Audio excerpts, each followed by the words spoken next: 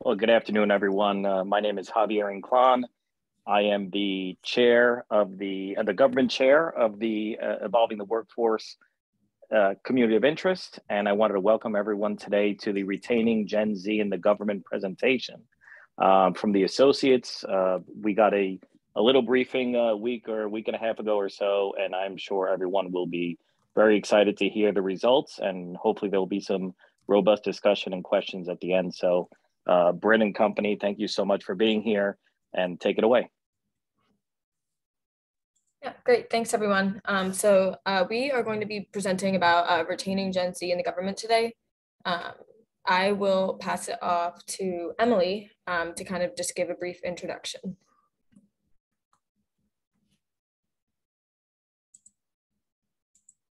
Good afternoon.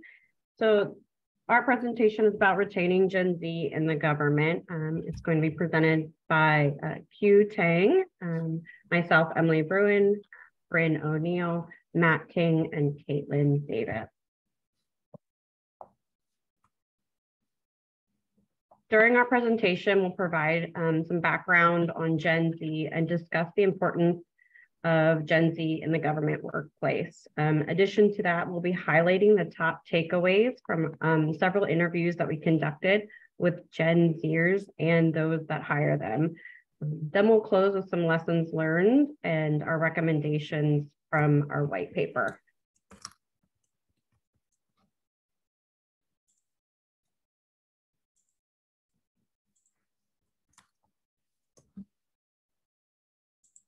Q, are you on?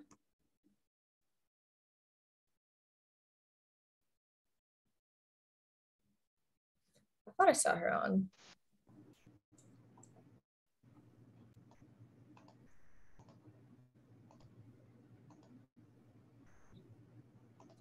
Emily, do you want to take these if she's not on?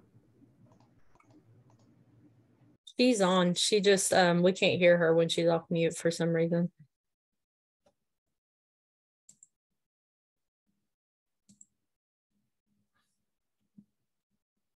All right, we'll give Q a second to get on or to get off mute.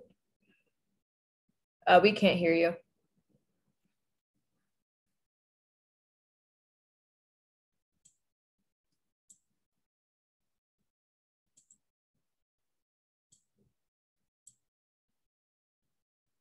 All right. Sorry, we'll just hold until she rejoins.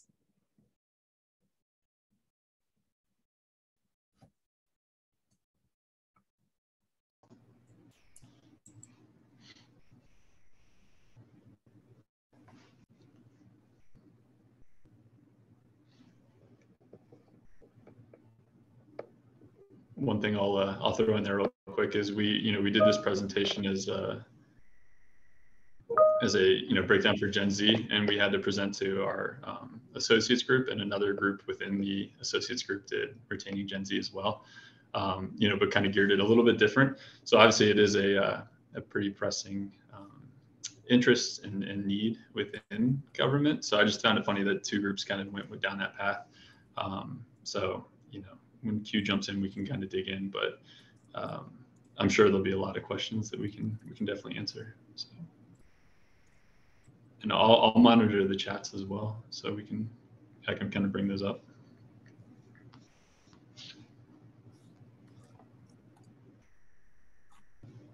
Okay, I'm going to proceed with Q's slides as she's having still difficulty connecting.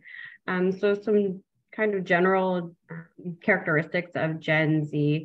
They're born between 1997 and 2012, and they're pretty tech savvy. A lot of them have started their career during a global pandemic, and so they're used to being on Zoom and a lot of virtual meetings and not being in the workplace. And they really are striving for financial stability, especially in the midst of our current economic issues. So some polls that were taken recently to see how what they value in a job. About 60% of them value salary, work-life balance, and then health insurance. Those were the top three. They were able to select multiple options for their top job components.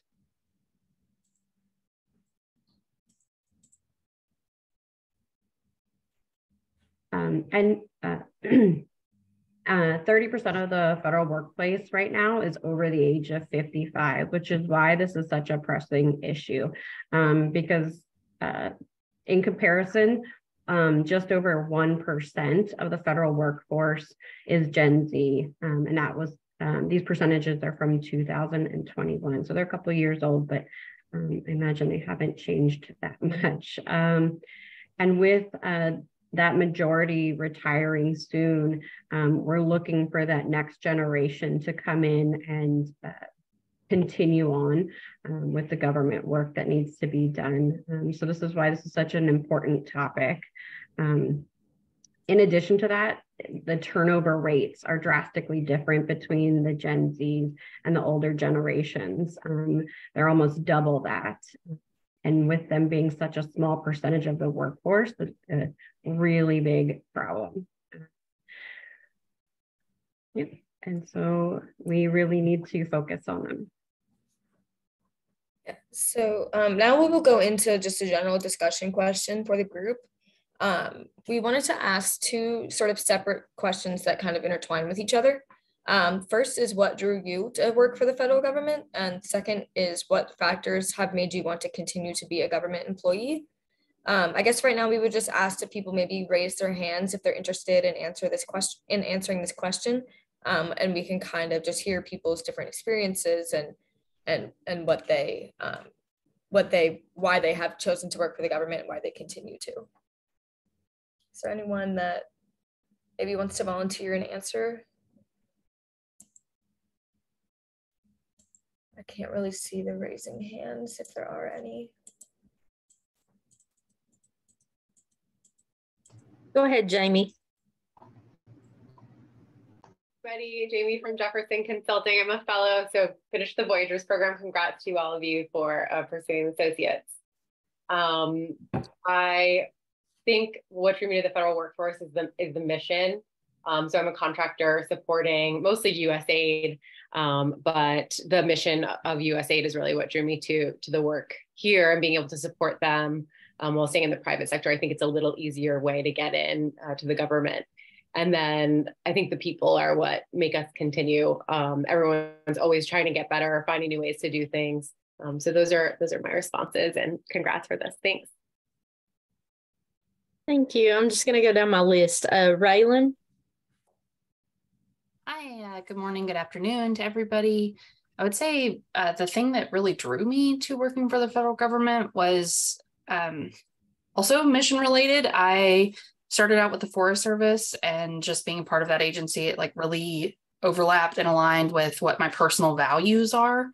And so that was really important to me. And then another factor in it is working for the government allows me a lot of flexibility to learn new things. And that's something that's really important to me. As a Gen Zer, that's something that I would say is a true assumption about our generation, that we like to have the flexibility to learn new things and learn from new people and share those experiences both kind of in both directions. So that's what drew me to work for the federal government and has kept me here. Thank you. And Jacqueline? Good afternoon. Can you all hear me? Yeah. Okay, awesome. Thank you so much. Wonderful question. So I have a different spin, and I'm going to be truthful. I am a Generation Xer. So what drew me to federal government was I was intrigued. I was not sure exactly what I was getting myself into when I signed up or was accepted to be in an intern program. But truthfully, once I became an intern, it was with the Department of Defense. It was the mission and the work and the passion that I saw from others, and the fact that they were willing to take time and train someone like me. So just that whole camaraderie of having a positive work environment, workforce, as well as learning new things, was also intriguing to me as well. And so I decided to stay, complete the program, but also from there, I was able to use so many different technical as well as interpersonal skills to transition to other federal agencies. So it's been a great experience thus far. And I'm very happy to be on today's call and really good to see some of the Generation Zs on as well. Thank you. Thank you. We don't have any other hands. Bryn. Okay, great. So yeah, thank you all for offering those experiences with us. We're now going to get into different interviews that we conducted with Gen Zers who are currently working for the government.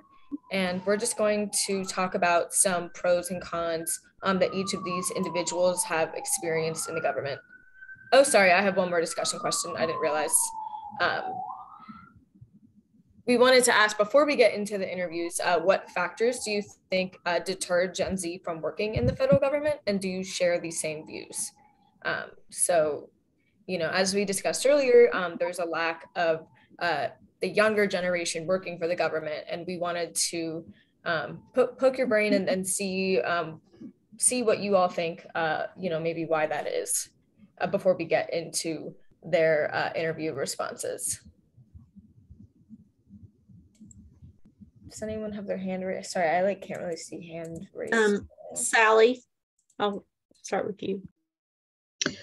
I guess what I would say to Gen Zers today is it may be that you don't know enough about what working for the government is like, because when I joined the government, I had 31 years of government service. When I joined, there was so much information. You could always go to OPM, you could go online, not online, you could go visit, and you knew what each agency did.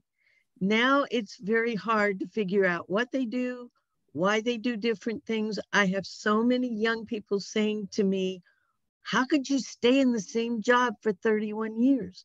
I did not. I worked for 7 different agencies, and that was just like working for 7 different companies. But it was always helping people and showing people how to do what they need to do to deal with the federal government. I think we just don't do that enough.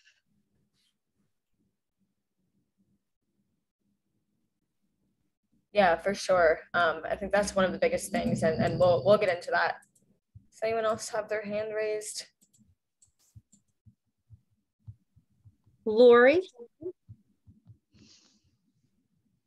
I'm thinking for Gen Zs, I'm thinking they're looking for certain things. And I think they're the younger generation. So coming in at the lower grade salaries is not appealing to them, right? The salary is not where they want to be after spending all this money on college. So I don't know how we can get them to come in at a higher grade, but I'm thinking that's a deterrence for them. I think that some positions that are the lower graded don't have the flexibility of being remote positions, you know, where they get to work full-time from home. And I think that's important to them, to work full-time from home. And I'm thinking at least some of the Gen Zs that I know, they like working later in the day, right? They don't like those morning hours like us older folks that want to come in at 6 and be off by 2:30. They don't want that. They want to be able to have the flexibility to come in like at 10 and work until 6. And I think the government doesn't really work that way. There's more set schedules. And I think those are all might be some deterrences for them. Yeah, for sure. That's great insight. Is anyone else hand raised before I move forward? I don't want to skip. Yes, we have Brendan. Hi, thank you. Yeah, I just wanted to add an observation. I think when it comes to, you know, recruiting, right? So think about, you know, sophomores, juniors looking for internships and, you know, seniors in college looking for full-time jobs. That I think there's just generally and understandably much more presence, visibility, kind of engagement on the commercial side of college recruitment, right? So I think that, you know, who's in front of you and the you know, organizations that are coming to campus to recruit is, you know, students are going to gravitate to, you know, really who's going to be on campus. Not to say that that's the only way to, you know, engage potential candidates, but from an awareness standpoint, I'm not sure that you can really compare the visibility in most cases of, you know, the federal government opportunities to that of, you know, commercial, you know, companies. So I think that awareness, to, you know, piggyback on what Sally had, you know, suggested earlier, it's the knowledge and awareness that I think, you know, if there was a way to improve that and, you know, help the graduating, you know, college community understand the breadth of what's available to them for career opportunities in the government, I think that that would help to solve the kind of initial recruitment issue. Yeah, for sure. Anyone else before we move on? No, that is it. Okay, great. So now we will get into our first interview reflection. So each of you had great insights, and as we go through this, you'll find that a lot of what was said is how a lot of Gen Z feels. So we could not include these individuals' names nor their agency that they worked for, just for anonymous purposes, but we will start by going over the first reflection, which was a 24-year-old who's currently working in a contract role for the government. This individual stated that, you know, they really enjoy knowing the ins and outs of bureaucracy. You know, they can take the lead on several issues.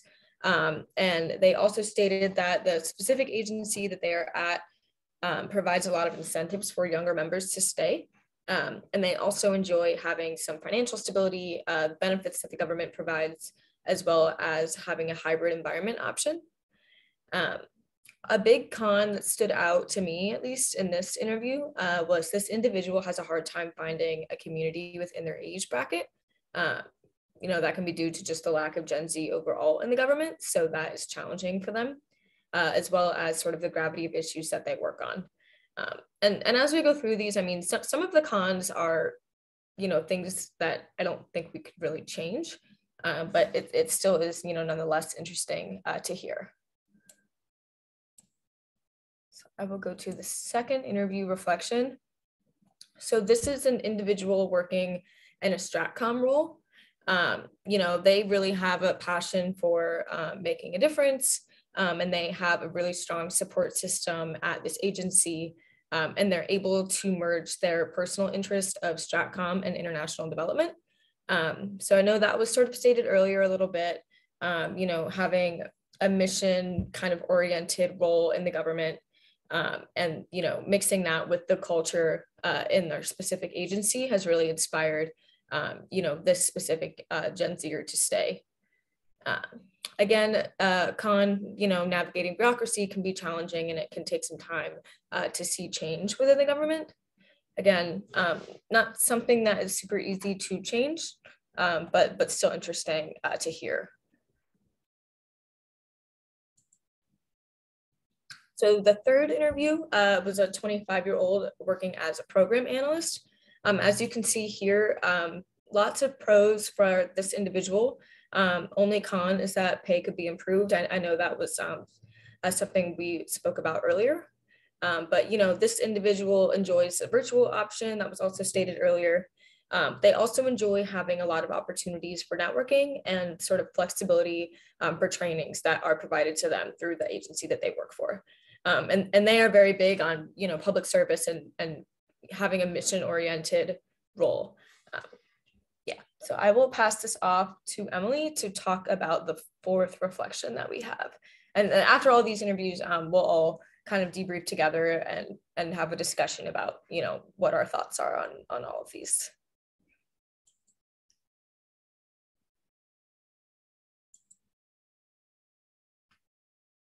So I interviewed a 23-year-old newly converted contractor. She started her career as a contractor to a pathways intern. And to kind of touch on what Brendan was saying earlier, this individual really had no knowledge or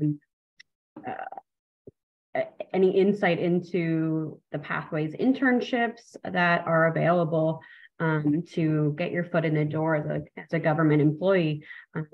She really didn't know about it until she was working as a contractor, and some federal employee counterparts were talking about this opportunity and encouraged her to apply. So she really considered it, and some of the pros for her about moving from a contractor position to the Pathways internship and hopefully gaining full-time employment as a government employee was the stability and work-life balance.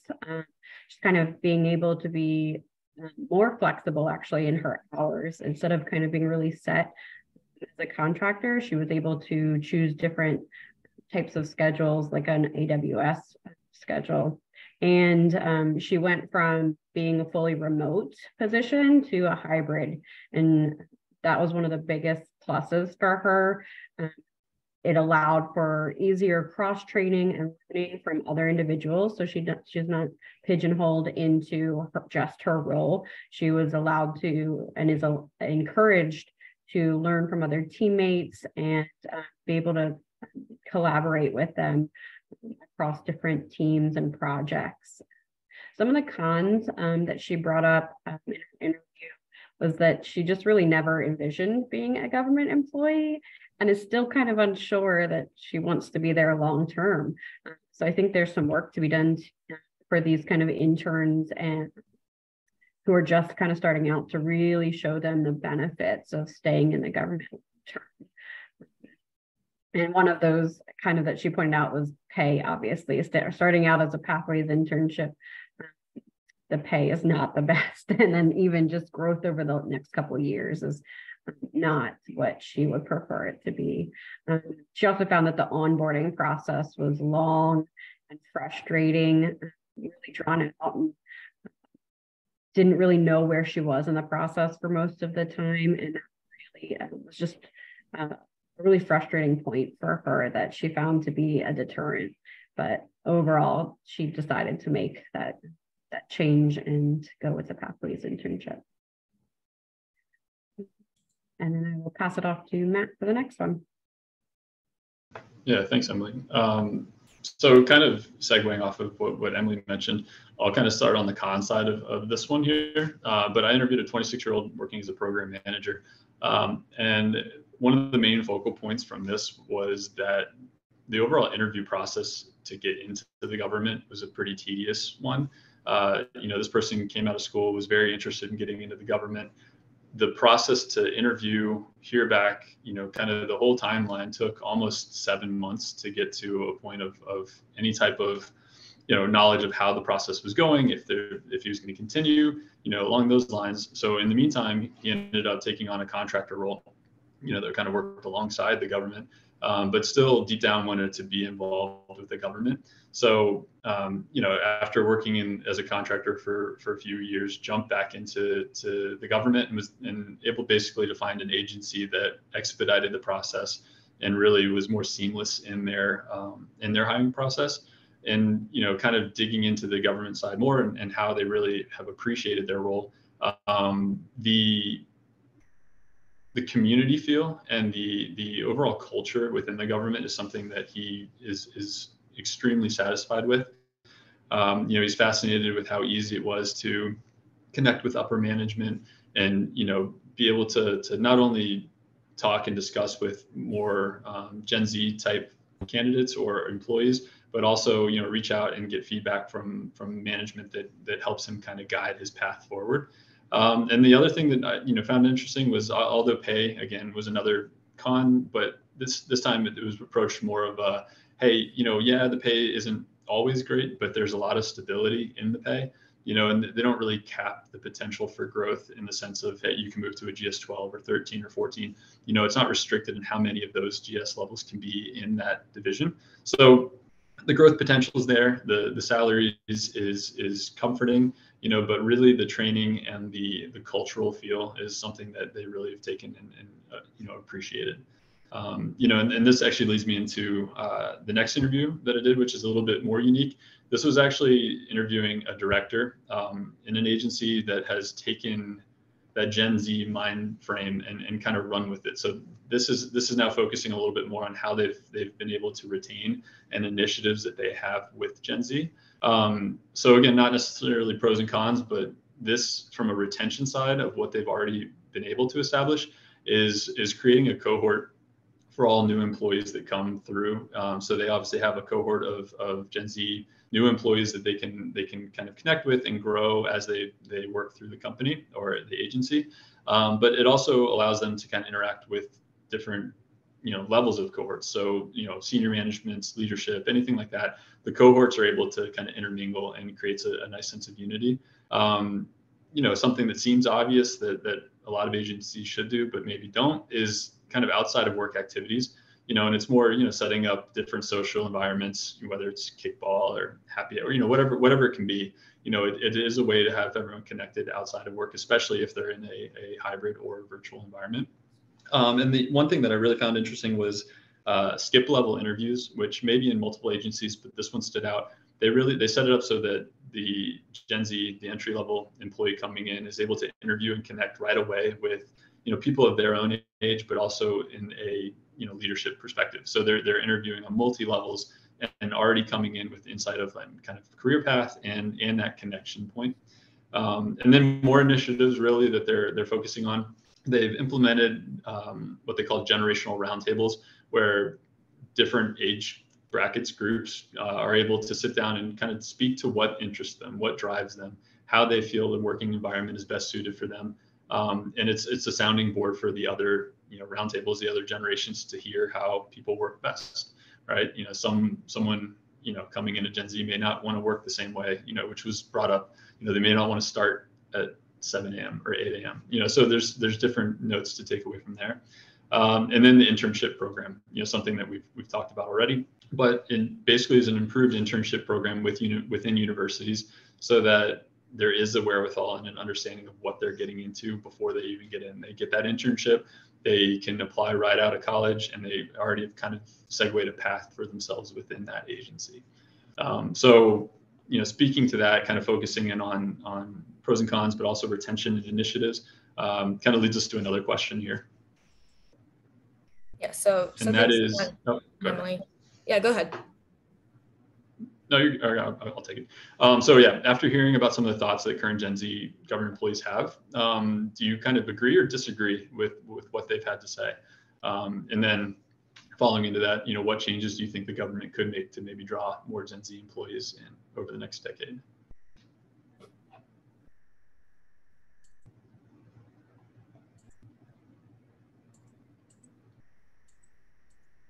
We can go raising hands again if anybody feels like saying anything.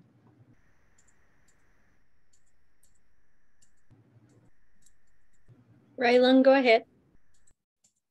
Sorry for taking the mic again. I was just going to speak to the changes that could potentially draw in more Gen Z. I think one of the things, just hearing from you all on this, is like sharing these things out and replicating them so that other agencies aren't trying to figure it out themselves. But, when like the generational roundtables, for example, when folks are doing that, if there's success in it, like sharing that so that other people know that it's possible to bring in Gen Z millennial talent and for them to enjoy the work.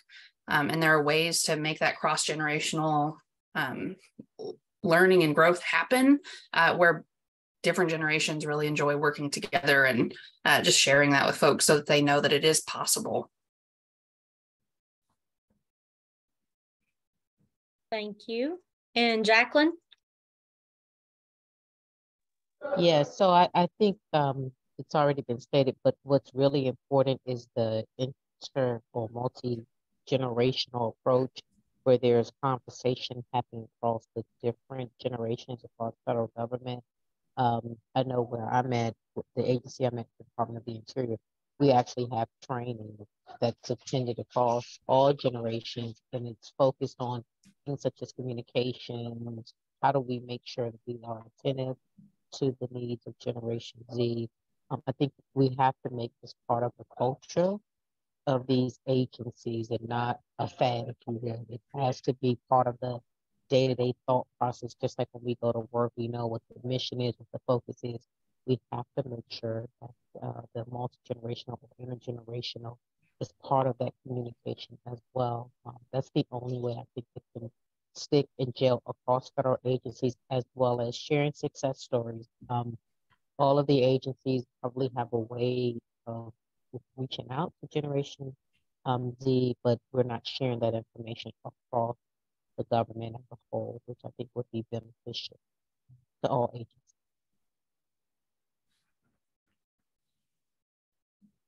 Absolutely. Thank you. Anybody else?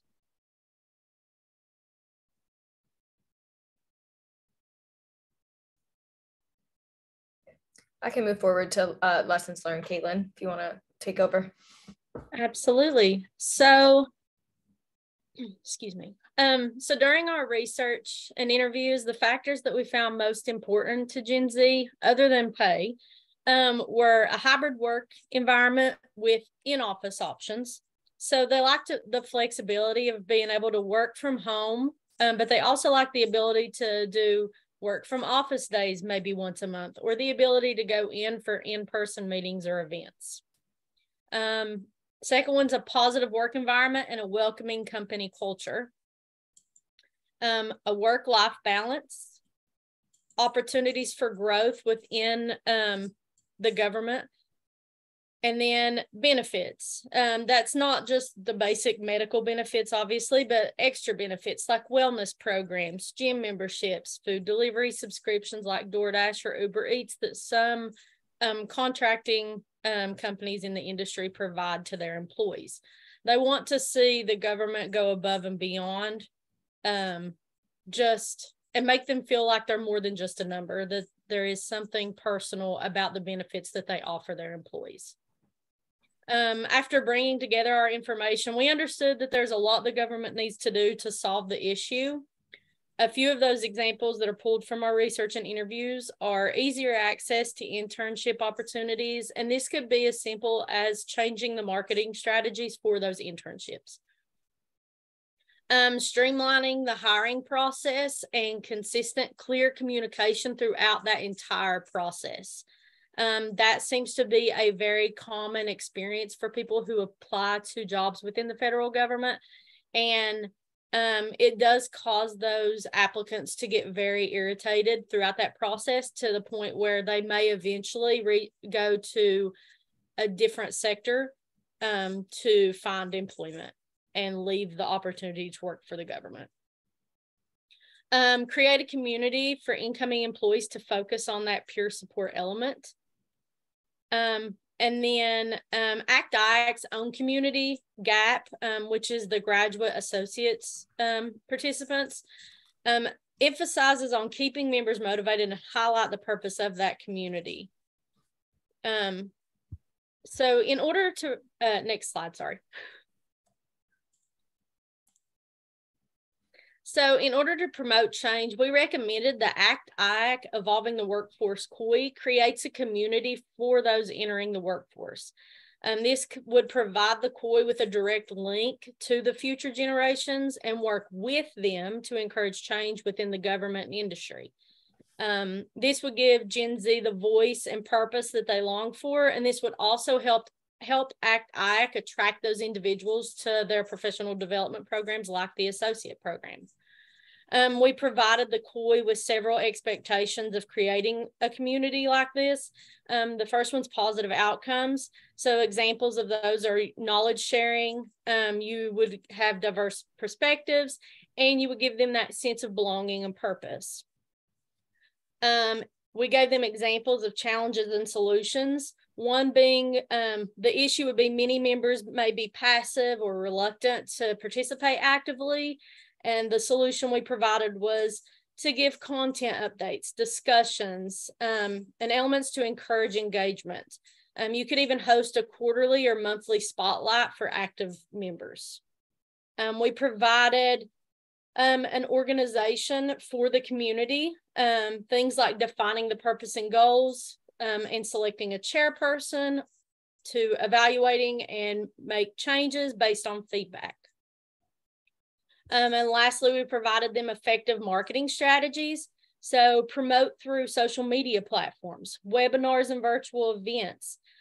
Consider partnerships and collaborations with other organizations or companies that cater to that early career professional group.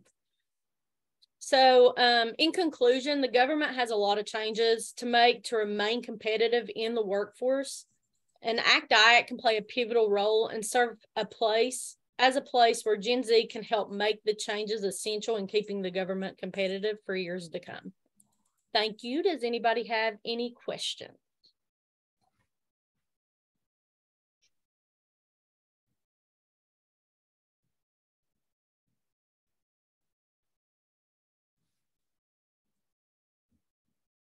And you can raise your hand or you can place it in the chat.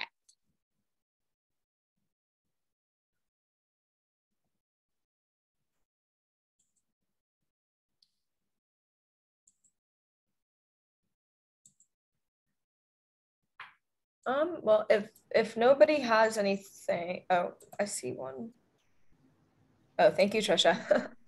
Yeah, well, oh yeah, go ahead, Brendan. Hi. I was just wondering how many people you were able to talk to in your process of doing the interviews and gathering information.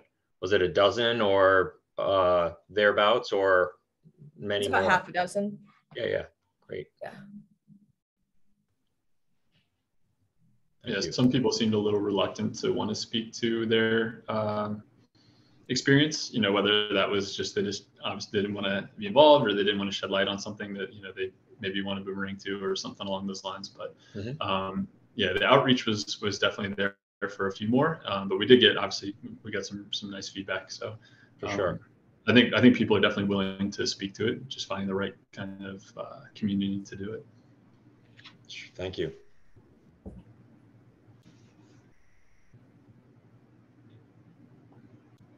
Yeah, Javier, go ahead.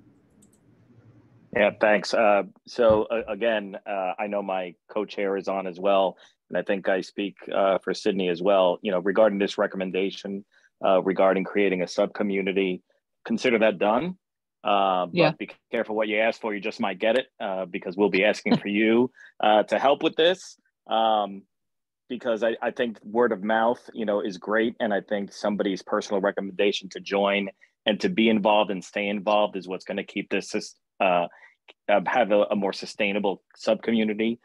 Sydney and I will work with Nancy and others to get that accomplished, and then we'll be reaching out to make sure that it gets memorialized.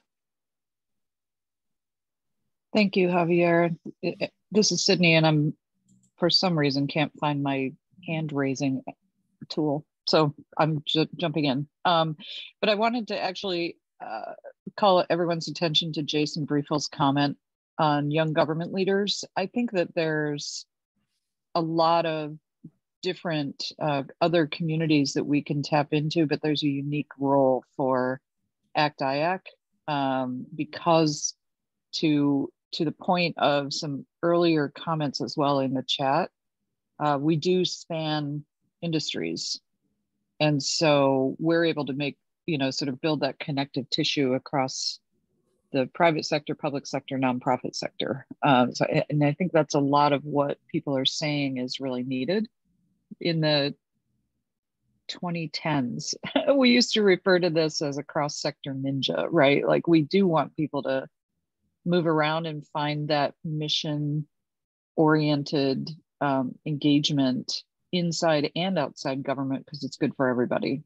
It's good for achieving the outcomes. But creating that community, I think, is really critical. I'm really excited to work with this team to make that happen. Yeah, I think that's all. That's great.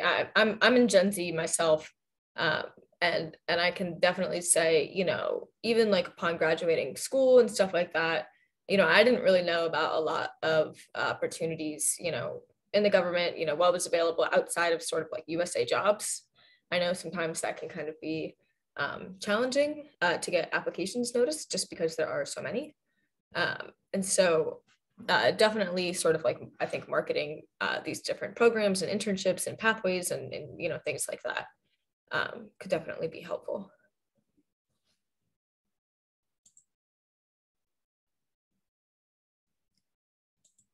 Does anyone else have any thoughts, comments, questions they want to share before we wrap up?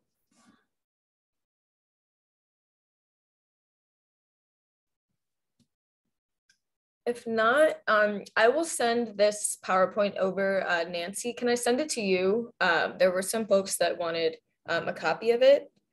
Would that be possible? Absolutely. Okay. So I'll make sure to get this over to you so that can get posted and people can have access to it. That's all we have. Nancy, I'm not sure if you wanted to give any closing remarks or anything. I will pass it on to Sydney since she missed the opening remarks earlier. Oh, hello. Yeah, I apologize. I was running behind because I was in a meeting I couldn't get out of. But really excited to see the results of this important study. And like I said before, to take on the obligation to do something about it. So I'd love to see really action-oriented convenings moving forward of this sub-community so that we can lean in and drive change. So thank you, everybody. Yeah, thank you all. Thank you all so much. Thank you. Nice job. Bye-bye. Thank you. Appreciate it. Yep. Take care.